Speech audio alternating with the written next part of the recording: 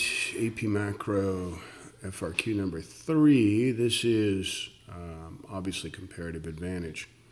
Let's take a look at it. Artland and Raylan using equal amounts of resources. Understand that equal amounts of resources lets us know it's an output problem. They're using equal resources going in, but what changes or what they're competing on is their production or their output.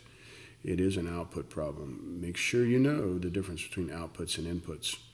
Artland can produce 600 hats at 300 bicycles, and Raylan can produce 1,200 hats at 300 bicycles. We can see here clearly who has absolute advantage. Output problems are about who can produce, with absolute advantage is about who can produce the most of a good.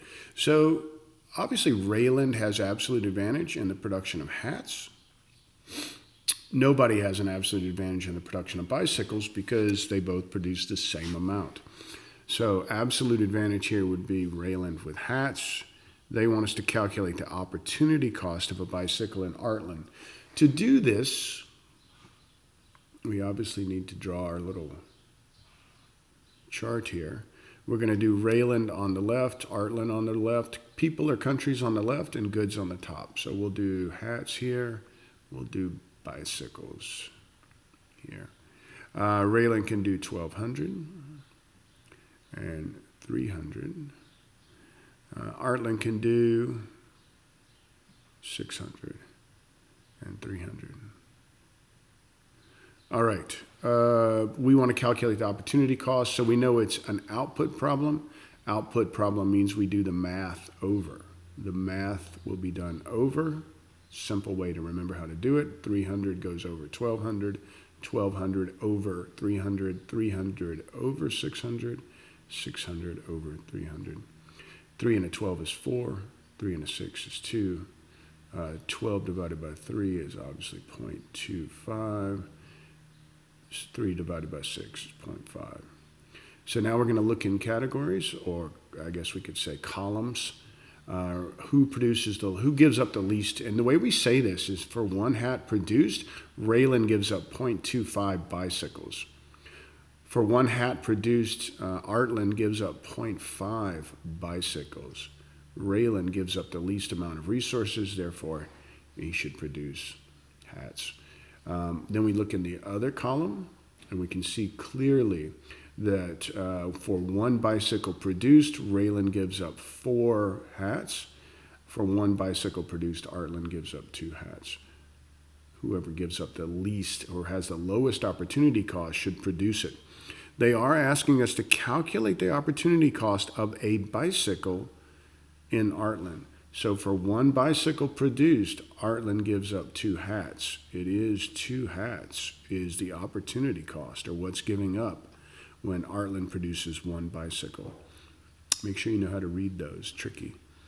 If the 2 countries specialize in trade, which country will import bicycles? Well, if Raylan produces hats, that means if it has the lowest opportunity cost, it will produce hats and will export hats. Therefore, it will import bicycles. If you produce something, you tend to export what you produce. You sell it around the world. And obviously what you don't produce, in this instance, bicycles, Raylan would import bicycles. So that is Raylan would import bicycles. All right. And we'd explain it just that way, that as Raylan has the lowest opportunity cost, it would export hats but import bicycles. If the terms of trade are 5 hats for one bicycle, what would be advantageous for each of the following? Terms of trade questions here. Well, right now, for one hat, Raylan gives up 0.25 bicycles, right?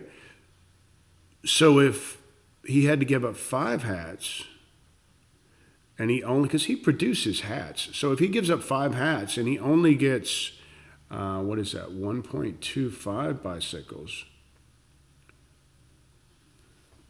well, this would be an equal trade for Raylan. This is what he does right now. For 5 hats, if he produces 5 hats, he gives up 1.25. He can either get exchange 1.25 bicycles for 5 hats and be perfectly happy. There's no loss there. We consider them the same thing, 1.25 bicycles for 5 hats or 5 hats for 1.2 bicycles. We know that Raylan produces hats, so he's going to give up. He would have to get at least 1.25 bicycles to be even or to break even. In essence, though, if he traded 5 hats for 1 bicycle, he would be worse off. So Raylan would not choose to do this. He would need to get more than 1.25 hats to be better off or to actually even trade. So let's look at Artland. And let's flip it around and do what Artland does. Artland does bicycles. So for 1 bicycle, right now Artland gives up 2 hats.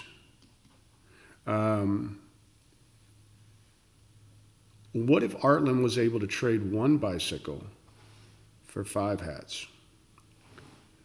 Would Artland be happy about that? They got an additional 3 hats, right? So if they could trade it that way, they would definitely benefit. If they produce bicycles and they were able to trade 1 bicycle for 5 hats, they would love that. So Artland would definitely choose to do this. If productivity in Artland triples, which country has a comparative advantage in the production of hats? So let's get rid of these numbers. I'm going to leave the opportunity cost for just a second.